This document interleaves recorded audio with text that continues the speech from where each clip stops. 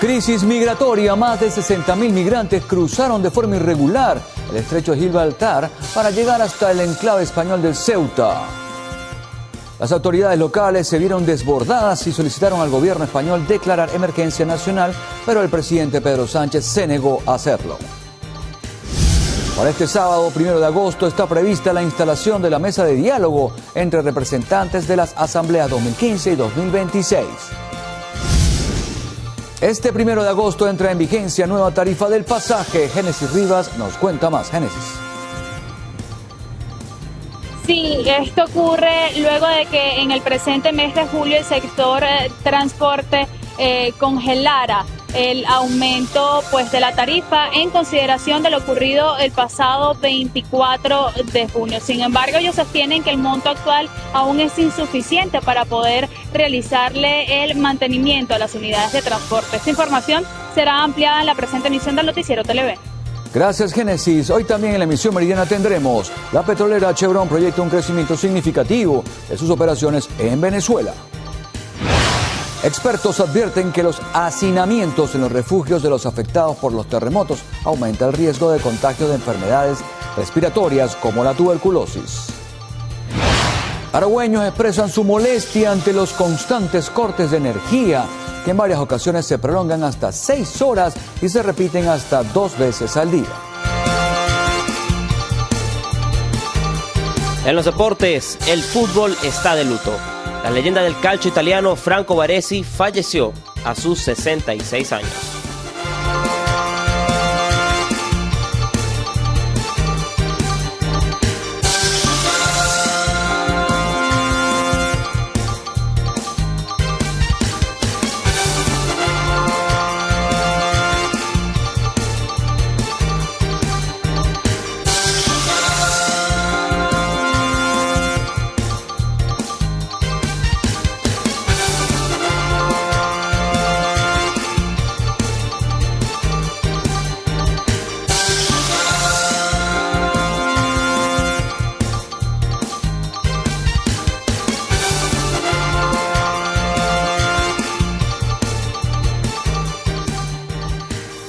¿Qué tal, amigos? ¿Cómo están? Sean bienvenidos a la presente emisión del Noticiero Televen. Claudia Hernández y Héctor Matos estamos listos para informarles. Hola, Claudia, ¿cómo estás? Muy bien, Héctor, ¿y cómo estás tú? Muy bien, gracias. Me alegro y es un placer acompañarles como siempre para llevarles los detalles de las informaciones más destacadas hasta el momento. Comenzamos.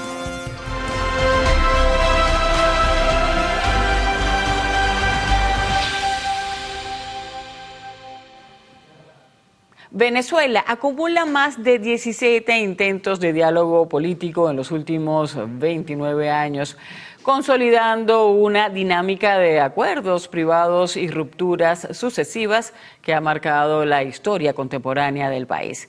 Mañana inicia un nuevo ciclo de conversaciones bajo condiciones extraordinarias e inéditas de rediseño institucional. Y a continuación veamos de manera cronológica e informativa cómo las mesas de negociación han evolucionado desde la facilitación regional de principios de solo hasta el actual panorama nacional. Héctor Matos nos va a tener este análisis a continuación. Gracias, Claudia. El primer gran proceso del siglo XXI ocurrió tras las tensiones del año 2002. La denominada Mesa de Negociación y Acuerdos contó con la facilitación de las organizaciones de los Estados Americanos, dirigida para ese entonces por César Gaviria y el Centro Carter. Su único y principal logro tangible fue canalizar el conflicto por la vía constitucional, derivando en la celebración del referéndum revocatorio del año 2004. En el año 2014, los conflictos internos incrementaron la necesidad de mediación exterior.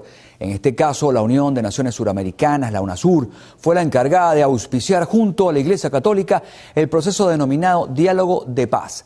Los encuentros iniciaron el 10 de abril en 2014 en el Palacio de Miraflores, luego de las manifestaciones que dejaron un saldo de 43 fallecidos.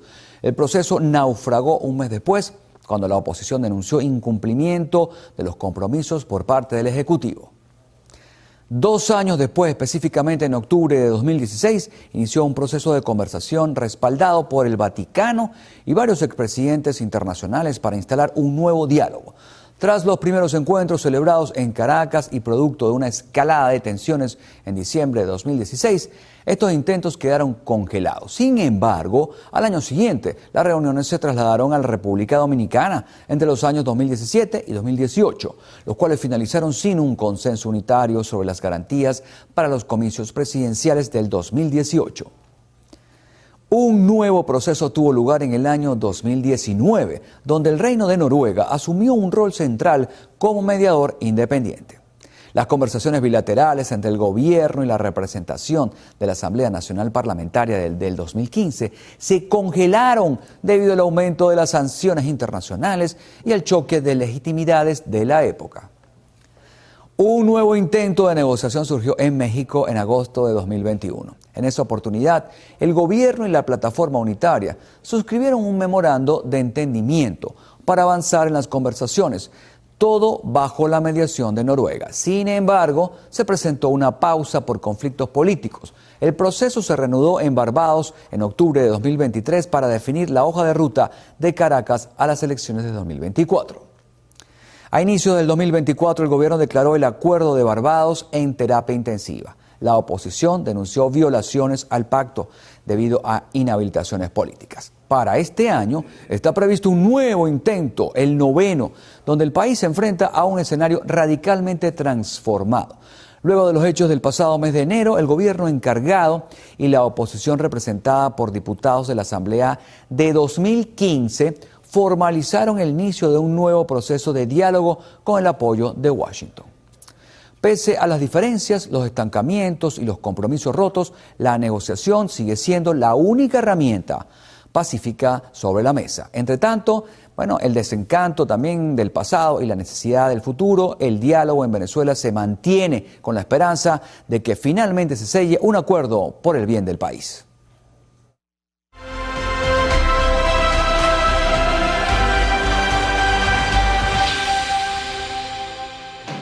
Y justamente para este sábado 1 de agosto está prevista la instalación de la mesa de diálogo entre representantes de las asambleas de 2015 y 2026. Aún se esperan detalles del encuentro. Nuestra compañera Mardoley Pring nos tiene los detalles. Adelante, Mardoley. Sí, así es. Muchísimas gracias por el contacto. Sabemos que las delegaciones, en el caso de la Asamblea de 2015, estará encabezada por Dinora Figuera y que la de 2026 por Jorge Rodríguez. Sin embargo, hay detalles que quedan pendientes, como dónde se va a realizar justamente este encuentro y a qué hora. Los temas que se han adelantado tienen que ver justamente con el proceso de reinstitucionalización en el país, que va además con revisión del Consejo Nacional Electoral. También piden el tema de la revisión de la judicialización de partidos, inhabilitaciones por parte de algunos dirigentes políticos. Hay quienes han tratado de poner sobre la mesa la liberación de los presos políticos. Sin embargo, será mañana que se conozca realmente cuál sería este cronograma de trabajo, o por lo menos es lo que se ha solicitado. Se conoce que todo este proceso está acompañado por la delegación estadounidense en el país. Se espera que se dé además información si esta mesa de trabajo de diálogo, la número 18, tendrá algún tiempo de duración para dar respuesta.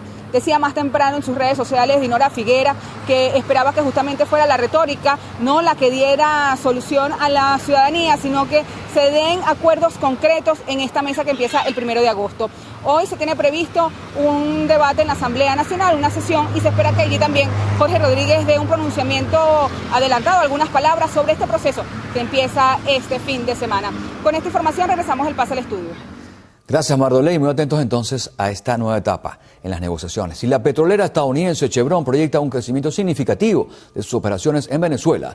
De acuerdo a la compañía, sus empresas mixtas en el país ya producen 280.000 barriles diarios y la meta es elevar este volumen en 15% durante los próximos 18 a 24 meses. La directora financiera de Chevron, Amir Bonner, explicó que evalúan oportunidades adicionales de producción en nuestro país, pero advirtió que cualquier incremento dependerá de obtener términos contractuales favorables por parte del gobierno. Afirmó que la empresa mantiene un interés activo en ampliar su presencia en el país. De acuerdo a un estudio del London Stock Exchange Group, un proveedor británico global de datos e infraestructura para mercados financieros, el foco de Chevron en Venezuela se produce mientras la empresa atraviesa uno de sus mejores momentos financieros recientes.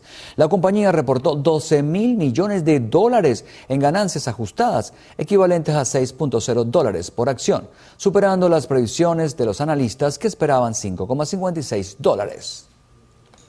Venezuela cuenta con las mayores reservas probadas de petróleo del mundo, pero estos recursos se siguen desaprovechando ante la falta de políticas urgentes que atraigan el capital necesario para la producción.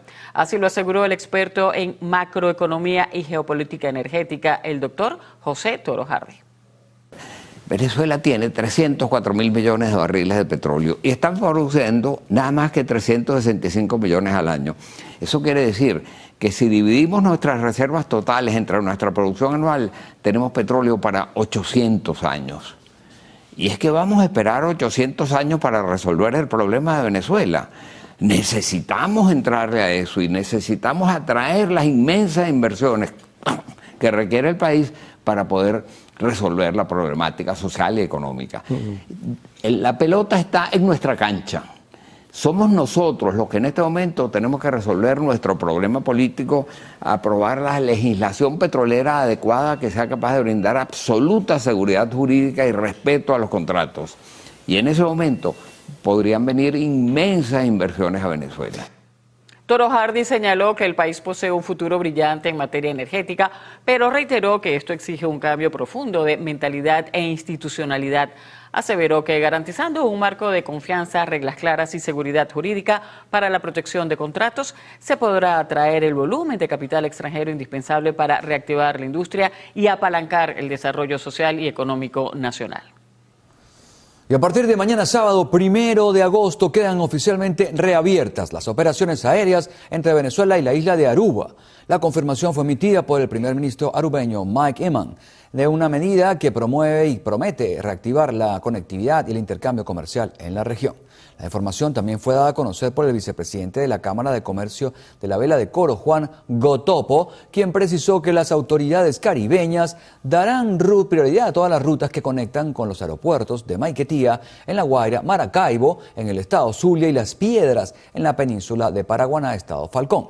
Por su parte, la directora ejecutiva de la Autoridad de Turismo de Aruba, Ronela Croes, destacó un creciente interés de la industria aeronáutica por cubrir estas rutas. Entre las empresas interesadas figuran la aerolínea insular Aruba Airlines, así como las venezolanas Turpial Airlines y Láser Airlines.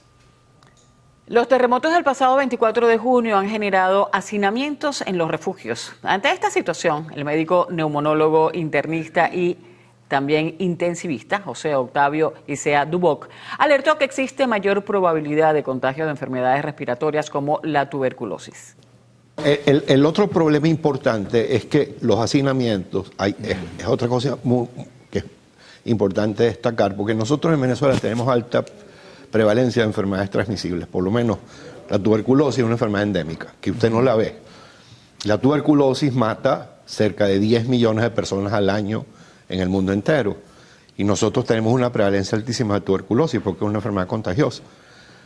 Y no hay despistaje accesible de manera establecida. El doctor Isea Duboc precisó que es necesario que Venezuela establezca una organización médica continua y no episódica. Por otra parte, señaló que aquellas personas que hayan estado expuestas al aire contaminado en las zonas de desastre y presenten tos, falta de aire, conjuntivitis o rinitis deben acudir al médico. El Colegio de Enfermeros del Estado Táchira advierte que la red hospitalaria de la región carece de políticas públicas de gestión de riesgo ante desastres naturales, lo que deja a los centros de salud desprotegidos y sin capacidad de respuesta inmediata. Así lo aseguró el presidente del Colegio de Enfermeros, Daniel Liscano, quien resaltó que pese a encontrarse el Táchira sobre fallas tectónicas activas como la de Boconó, los centros asistenciales operan sin protocolos ni planes de contingencias estructurales para afrontar emergencias de gran escala. La intención es que exista la voluntad política de políticas públicas en materia de gestión de riesgos direccionados, lógicamente, a los diferentes establecimientos de salud, bien sea de la red hospitalaria o la red ambulatoria. Según el gremio de enfermeros, las emergencias naturales desnudan la precariedad con la que ya convive el sistema sanitario regional, donde fallas de estructuras, escasez de insumos y problemas operativos merman día a día la capacidad de atención. Y si veníamos presentando fallas a nivel de los diferentes establecimientos de salud, de insumos, materiales, equipos, de planta física, operatividad de ascensores, etcétera, etcétera, ahora imaginemos un evento adverso como el que sucedió en el estado de La Guaira. A esta vulnerabilidad física se le suma la pérdida del talento humano. De una nómina registrada de más de 4.600 profesionales en el estado, la migración y los salarios han reducido drásticamente el personal activo disponible para responder ante desastres. Los enfermeros se siguen yendo porque lastimosamente mientras el salario no vaya a lo que realmente establece el artículo 91 constitucional, que es realmente lo que establece la cesta básica, que está en un promedio de casi los 785, casi $790,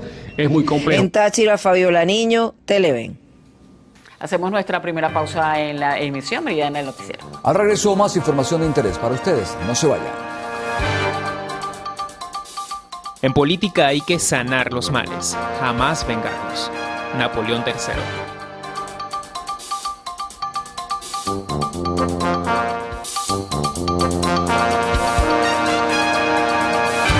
Y a 37 días del doblete sísmico, ¿cómo se encuentra La Guaira actualmente?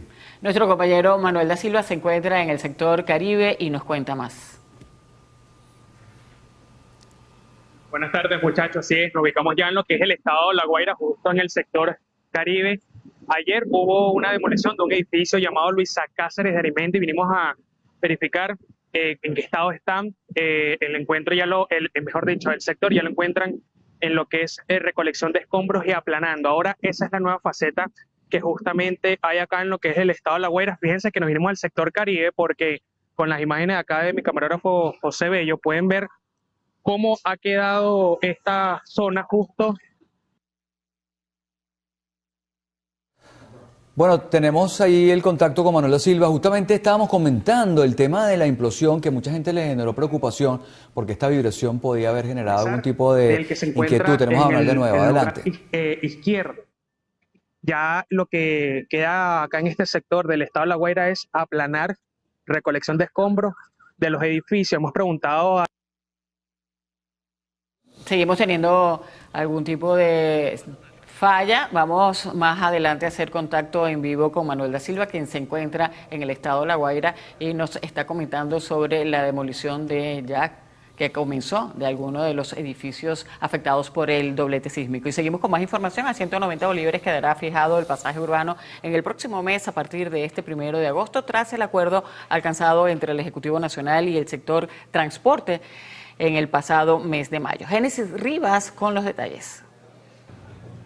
Sí, esto ocurre luego de que en el presente mes de julio el sector transporte decidiera congelar el ajuste de la tarifa de los pasajes debido a el doblete sísmico. Pero voy a dejar que sea el presidente de los conductores de la India, Nelson Viva, quien nos dé un poco más de detalles sobre esta actualización que estarán haciendo desde este 1 de agosto. Sí, buenas tardes. Gracias por la oportunidad. Bueno, fíjense, el pasado mes de mayo, nuestra presidenta Delcy Rodríguez y el sector transporte, la dirigencia del sector transporte, acordaron fijar la tarifa urbana en 0.25 centavos de dólar, que se va a revisar todos los primeros de cada mes. Como bien lo dijiste, pues, nos tocaba hacer la primera revisión el 1 de julio, pero debido a los hechos acaecidos el 24 de junio, ¿verdad? En nuestro país, a través de una carta pública decidimos congelar la tarifa en 140 bolívares por el mes de julio. Ya mañana, 1 de agosto, corresponde pues a esa primera revisión de la tarifa a 0.25 centavos de dólar. Estamos esperando que finalice el día, como cierre el dólar, ahí sacaremos la cuenta y fijaremos la tarifa que se va a regir a partir del día de mañana. Respecto a la tarifa actual, ¿cuál es la postura que ustedes tienen al respecto? ¿Han podido ustedes poder, digamos, equilibrar el tema de los gastos respecto al mantenimiento de las unidades de transporte? No, mira, desde hace rato, pudiera decir años, que tenemos una tarifa desfasada. Salimos a trabajar prácticamente a pérdida. Y qué bueno que están haciendo toma a nuestras unidades. Unidades que datan de los años 70, por lo menos en el caso de esta unidad, 78, 77. No podemos, con esta tarifa no podemos reemplazar la flota, no podemos ni siquiera hacerle daños, arreglos significativos a las unidades. Lo he dicho en otros escenarios, donde se dañe un motor, donde se dañe una caja, ese carro va a una transmisión, ese caja va a un depósito, a un estacionamiento, porque no percibimos el dinero suficiente para hacer esa reparación. Bueno, estas fueron parte de las declaraciones de Nelson Vivas, jefe de los conductores de la India. Esta es la información que tengo hasta el momento y con ella retorno el pase con ustedes al estudio. Adelante. Gracias, Génesis, por el reporte. Y funcionarios adscritos al Comando Nacional Antidrogas, Grupo de Operación Estratégica GOES y la Policía Nacional Bolivariana incautaron más de 3.300 kilogramos de cocaína durante un operativo desplegado en el municipio Libertador del estado Monagas. El procedimiento fue realizado en la finca San Joaquín, ubicada en la parroquia Temblador. En el lugar, las autoridades localizaron 120 bultos con 3.051 envoltorios de la sustancia ilícita. Se conoció que tras un enfrentamiento armado con los sujetos presentes en el inmueble, los funcionarios aprendieron a un ciudadano y retuvieron 3 vehículos, mientras despliegan un dispositivo de búsqueda en la zona rural para dar con el resto de los involucrados. Una unidad de transporte público se incendió mientras cubría la ruta Mérida-Santa Cruz de Mora. De acuerdo con las autoridades, ninguna persona resultó herida. Nuestro corresponsal Jade Delgado nos amplía los detalles desde el lugar. Sí, este hecho se registró en la vía que conecta las localidades de Estanques y Santa Cruz de Mora, específicamente en el municipio Antonio Pinto Salinas. Según el reporte oficial del Cuerpo de Bomberos, el fuego se originó en el motor. La unidad quedó completamente quemada. Una unidad colectiva que estaba adscrita a la línea La Estrella. A pesar de la gravedad del incidente y las pérdidas materiales totales, fuentes extraoficiales confirmaron que el conductor, junto a la totalidad de los pasajeros, lograron evacuar a tiempo y resultaron ilesos. Al lugar del suceso acudieron comisiones del Cuerpo de Bomberos, del Estado Mérida y de Protección Civil para sofocar el fuego, resguardar el perímetro y controlar el tráfico vehicular en la zona. Actualmente uniformados del Departamento de Prevención y Siniestros del Cuerpo de Bomberos del Estado Mérida adelantan las investigaciones para conocer las causas de este incidente. Desde el Estado Mérida, Jade Delgado, Televen. Habitantes de diversos municipios de Aragua expresan su molestia ante los constantes cortes de energía que en varias ocasiones se prolongan hasta 6 horas y se repiten hasta 2 veces al día, afectando la calidad de vida y la productividad en la región. Esta situación, según los aragüeños, es insostenible, razón por la cual en las últimas horas se han registrado protestas en los municipios Bolívar, Girardot y Santiago Mariño para soluciones inmediatas ante esta problemática. Ya uno no duerme. Si uno duerme en el día, en la noche no se puede dormir. Eso es horrible. Bueno, bueno, como creo que se acaba de ir la luz. Se acaba de ir. Esto es horrible. Y a veces antes nos lo quitaban unas 5 horas, 4 horas. Ahorita no. Ahorita si nos lo quitan, bueno, por lo menos lo quitaron ahorita. Yo creo que son las 11. Entonces uno cuenta, bueno, llega a las 6. Resulta ser que llega a las 6, pero ya a las 8 lo nos están volviendo a quitar. Entonces, por lo menos mis nietos lloran. Eso es horrible. O sea, de verdad que esto, bueno, ¿dónde también? O sea, ¿por qué se está yendo tanto la luz? Explicaron adicionalmente que los constantes cortes eléctricos han ocasionado pérdidas de aparatos electrodomésticos y comida. Eso es horrible, que se han quemado, bueno, pues, a los 2 meses, un mes se queman, porque imagínate. Otra cosa, ¿quién le paga los aparatos ahora? ¿Quién se los paga? Nadie. O sea, tenemos que, bueno, en nombre de Dios, a la mano de Dios. Pero es horrible. Desde el estado Aragua, Edgardo Navas, Televen. Hacemos una nueva pausa en el noticiero. Al regreso revisaremos lo más destacado del acontecer internacional. Ya venimos.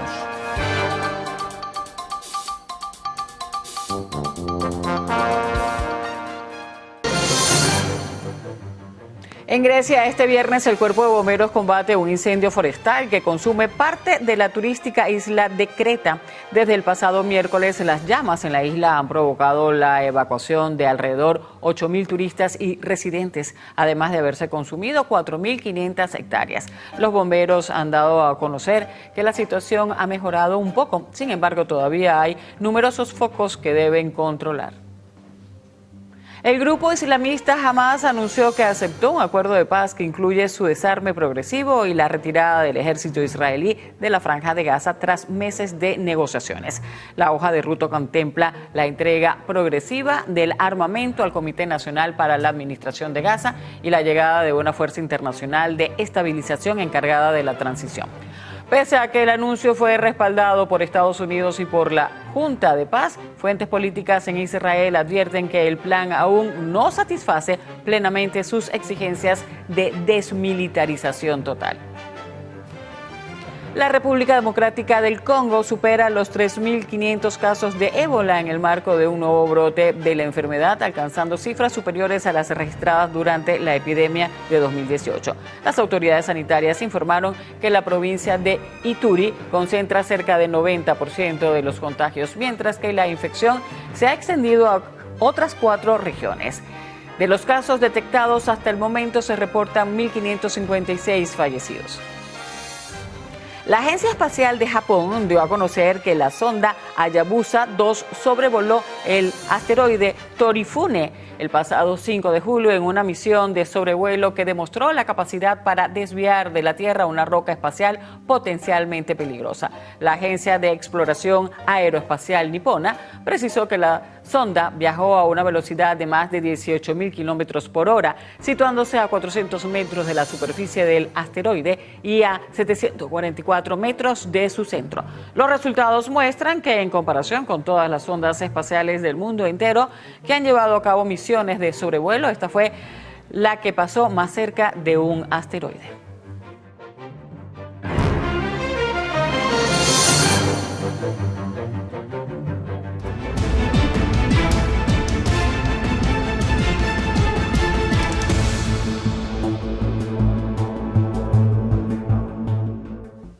Y una crisis migratoria sin precedentes se desató este jueves cuando casi 60.000 migrantes cruzaron la frontera entre Marruecos y el enclave español de Ceuta.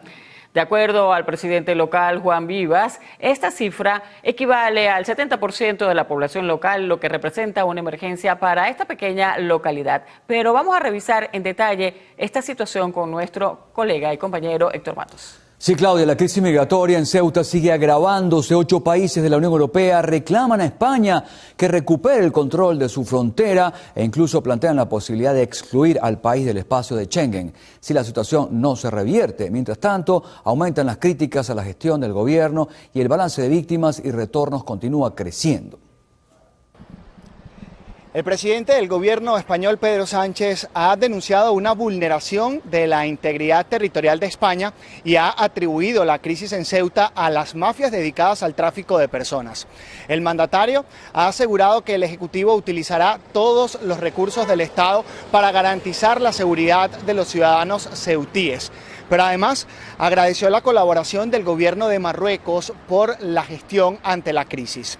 Desde Bruselas, la presidenta de la Comisión Europea, Ursula von der Leyen, ha calificado de inaceptable las imágenes de la llegada masiva de inmigrantes a Ceuta. También ha pedido frenar de inmediato la entrada y también ha instado al gobierno de España a que las devoluciones se realicen con rapidez y conforme a la normativa europea. Sobre el terreno, el ejército mantiene bloqueada con justamente unidades blindadas el principal acceso a Ceuta, ese mismo punto por donde ayer ingresaron alrededor de 50.000 personas. Los militares ahora mismo están impidiendo que sigan accediendo personas al territorio español. La gestión del Ejecutivo continúa generando críticas. La oposición sostiene que la actuación del gobierno ha favorecido el escenario que justamente ha desembocado en una crisis, la que hemos visto en días recientes. Por otra parte, el presidente de la Comunidad Autónoma de Ceuta considera que la respuesta del gobierno fue tardía. Mientras tanto, el balance humano sigue empeorando. Hasta los momentos, la cifra de migrantes fallecidos asciende a 34 y según el Ministerio de Interior, 37.500 inmigrantes ya han sido retornados a Marruecos. Gracias, Harley. Interesante la situación, pero ¿por qué estos enclaves de Ceuta y Melilla terminan siendo las plataformas que atraen la migración clandestina a Europa? Estas dos localidades ubicadas constituyen las únicas fronteras terrestres entre la Unión Europea y África. Ceuta es una antigua colonia romana con una población aproximada de 84.000 habitantes que mide 18 kilómetros cuadrados y se encuentra justo al otro lado del estrecho de Gibraltar. La misma fue capturada por los árabes y los portugueses y ha estado bajo soberanía española desde 1640, mientras que Melilla, que mide casi 200 kilómetros cuadrados con una población de 87.000 personas, está situada al extremo oriente de la costa mediterránea de Marruecos y ha estado bajo control español desde 1497. Ambos territorios están protegidos por vallas reforzadas con alambre de púas, cámaras de video y torres de vigilancia. Los enclaves son reclamados por Marruecos y durante mucho tiempo han sido un punto de conflicto en las relaciones diplomáticas entre España y Marruecos. Tal como lo mencionaba Harley, esta situación no solo afecta a España, sus vecinos europeos también observan con preocupación y advierten al gobierno español sobre medidas severas para evitar la llegada de migrantes irregulares a sus fronteras. Una de las naciones es Italia, y es que la primera ministra Giorgia Meloni estudia suspender el libre tránsito entre Italia y España por la crisis migratoria en Ceuta. Giorgia Meloni anunció este jueves que su gobierno evalúa medidas extraordinarias para reforzar el control fronterizo, incluida la posible suspensión temporal de Schengen con España. Esta eventual suspensión de la libre circulación como un recurso excepcional contemplado por la normativa comunitaria para proteger la seguridad interior implicaría restituir temporalmente los controles fronterizos entre Italia y España. Una medida que Dinamarca propone sea estudiada en la Unión Europea. Asimismo, Francia anunció que iban a reforzar los controles en la frontera con España después de la entrada de decenas de miles de migrantes marroquíes al enclave de Ceuta. Según los expertos, los migrantes irregulares estarían aprovechando un vacío legal en las llamadas devoluciones en caliente, que implican retornar de forma inmediata a un migrante que cruza irregularmente la frontera sin abrirle un procedimiento administrativo de expulsión, pero que no aplicaría en los casos de ingresos por el mar. Asimismo, analistas también apuntan que este tipo de cruces masivos son un arma de presión diplomática con Marruecos, que reivindica su soberanía sobre los territorios de Ceuta y Melilla. Por ahora habrá que esperar cuáles serán las consecuencias de este hecho.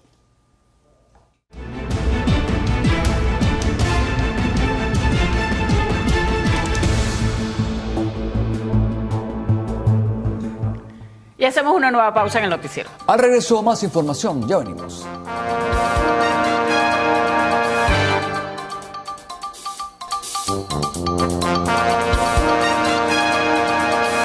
A esta hora volvemos a La Guaira para ver cómo está la situación mientras continúan las demoliciones y recolección de escombros. Manuel da Silva desde el Caribe nos cuenta más. Adelante, Manuel.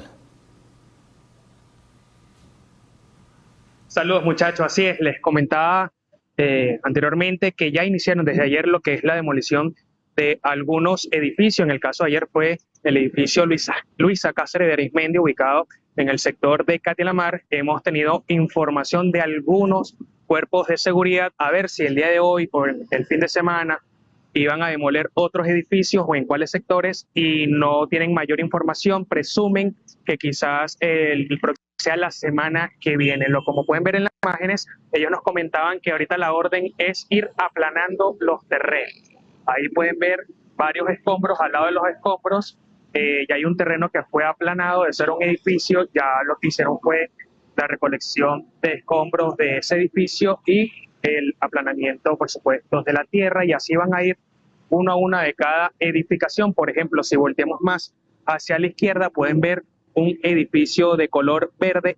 Por ejemplo, esto lo hacen con maquinaria, ¿no? Lo que es la demolición, no, por supuesto, lo hacen de forma controlada con un edificio, como por ejemplo este que pueden ver gracias a las tomas de mi camarógrafo José Bello, un edificio alto. Estos sí necesitarían, digamos, de una ayuda como dinamita, como lo hicieron el día de ayer en el edificio que queda justamente por Katia Lamar. Así irán poco a poco, porque tiene que ser, por supuesto, controlado, y cuando hacen este tipo de derrumbes, por supuesto, cierran lo que es el perímetro. De hecho, nosotros estábamos justo en esa acera y uno de los funcionarios nos advirtió que podríamos correr riesgo porque estos edificios se andan moviendo a cada segundo, a cada minuto, y podría ser peligroso. Entonces nos recomendaron que estuviéramos justo acá al frente.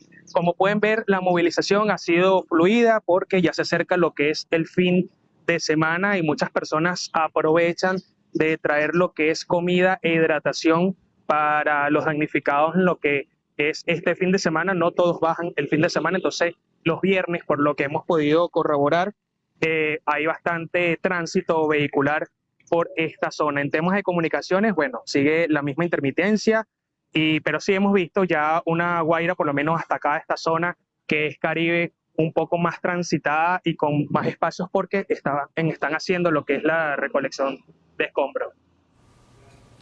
Manuel, ¿tienes algún conocimiento si van a hacer una nueva implosión controlada?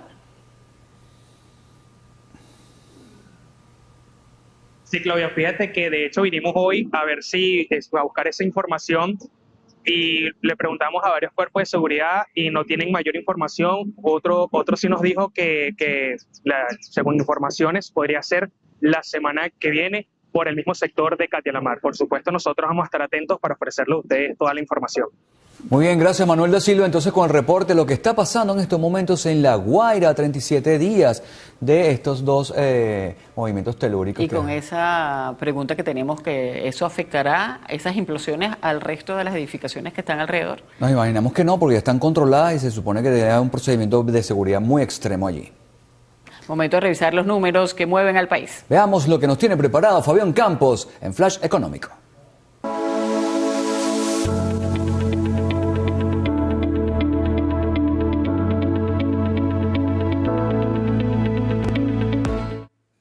Sean bienvenidos a Flash Económico, el espacio donde traducimos los números a tu día a día. Soy Fabián Campos y hoy aplicaremos una mirada desde la psique de los consumidores venezolanos. Veremos cómo los choques externos alteran de raíz nuestros hábitos de consumo. Hoy evaluamos cómo la reconfiguración del estado de ánimo nacional exige que el comercio deje de simplemente vender para empezar a acompañar. Empezamos.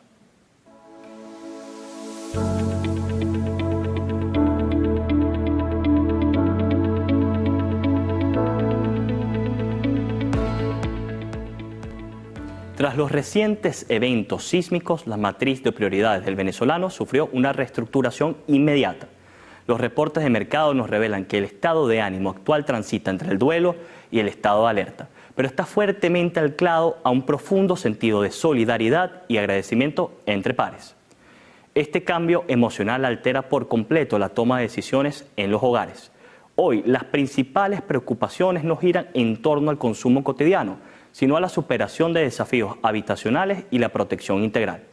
Un ejemplo evidente de esta alteración de hábitos lo estamos viendo en las cajas registradoras.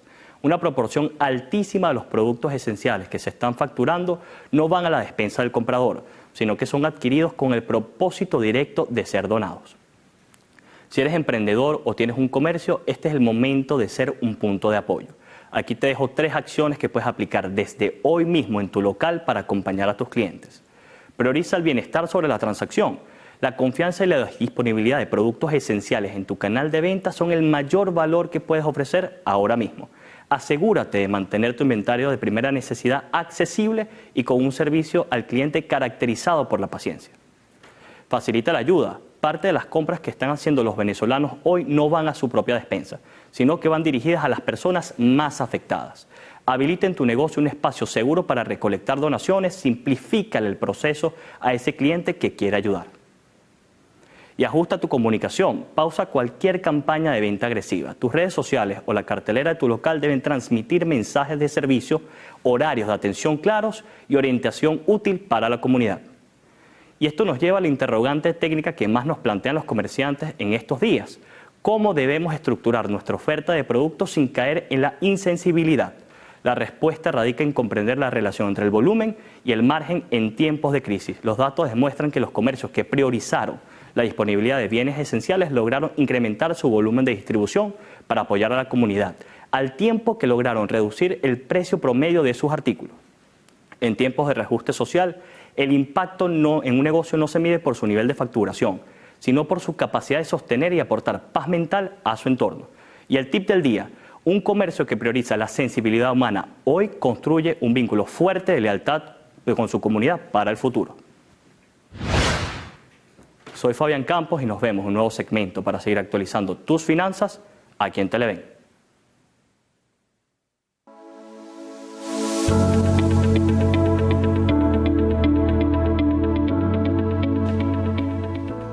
Hacemos una nueva pausa en la presente emisión del noticiero. Al regreso repasaremos la información deportiva con Alejandro Parra.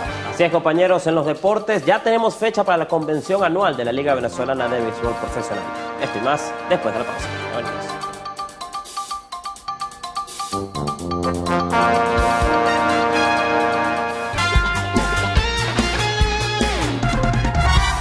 Feliz viernes, amigos televidentes, les saluda Alejandro Parra y vamos a iniciar con nuestro repaso de la información deportiva. El escándalo de la FIFA Forward Enterprise continúa, y es que el consejero principal del presidente de la FIFA, Carlos Cordeiro, anunció su dimisión. Cordeiro comentó lo siguiente a través de la red social LinkedIn: que quede bien claro, no he estado involucrado de ninguna forma en esta propuesta y me opongo de forma categórica. Es un mal negocio para los miembros de la FIFA, un mal negocio para el fútbol y un mal negocio para el futuro a largo plazo del juego. Cordeiro, que estuvo en el cargo desde septiembre del 2021, se une a parte de la oposición de esta nueva empresa que pretende vender parte de la Copa del Mundo a inversores privados.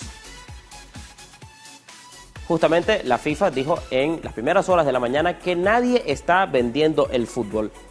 Esto es algo que jamás se contemplaría, aseguró el ente rector del balompié en un comunicado, en el que reza lo siguiente: reconoce y respeta las opiniones y preocupaciones expresadas públicamente y reafirmamos nuestro compromiso para organizar una consulta abierta y democrática para que cada federación pueda pronunciarse en base a hechos probados.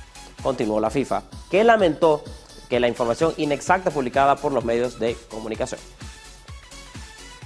Hay confederaciones que han tenido una oposición clara a la medida y otras que no se han pronunciado, como el caso de CONMEBOL.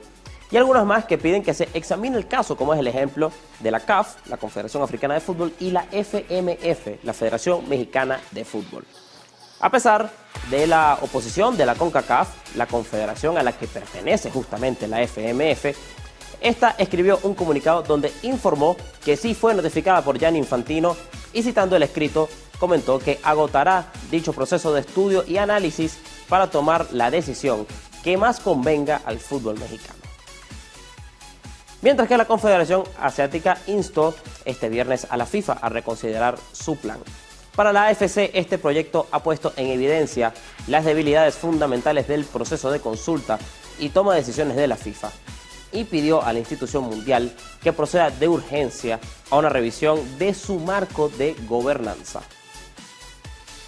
Por su parte, la Confederación de Oceanía invita a sus miembros a estudiar esta propuesta.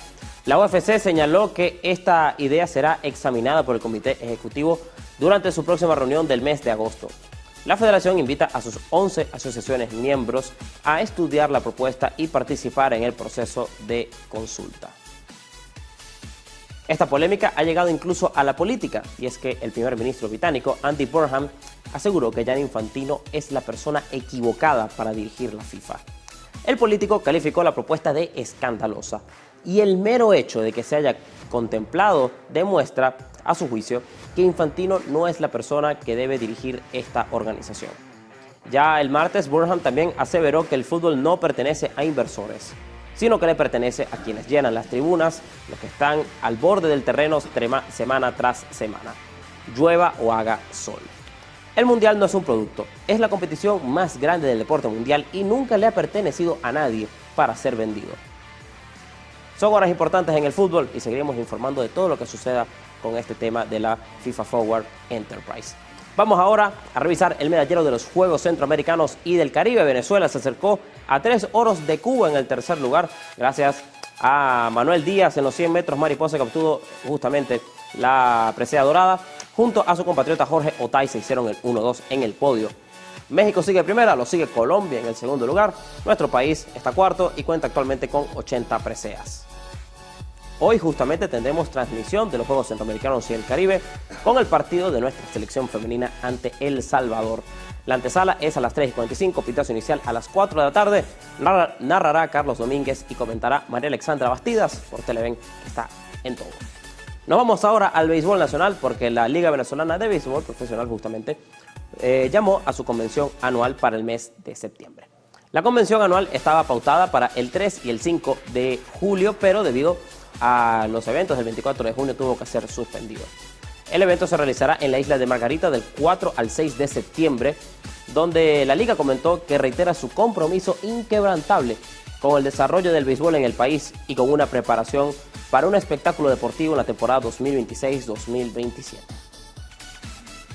Y cerramos las noticias de esta semana con una nota triste desde Italia, y es que en horas de la mañana se dio a conocer el fallecimiento del histórico futbolista Franco Baresi. Con esto finalizamos la información deportiva por el día de hoy.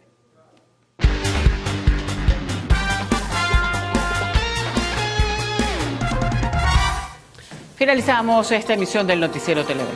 Gracias por preferir estar informados con nosotros. No olviden descargar nuestra aplicación Televen Max. Aquí nos vemos. Nuestro canal en YouTube, Televen TV, y nuestra página web, www.televen.com, también está disponible con contenido exclusivo para ustedes. Los invitamos a continuar con más de nuestra programación y recuerden, Televen está en todo. ¡Feliz fin de semana!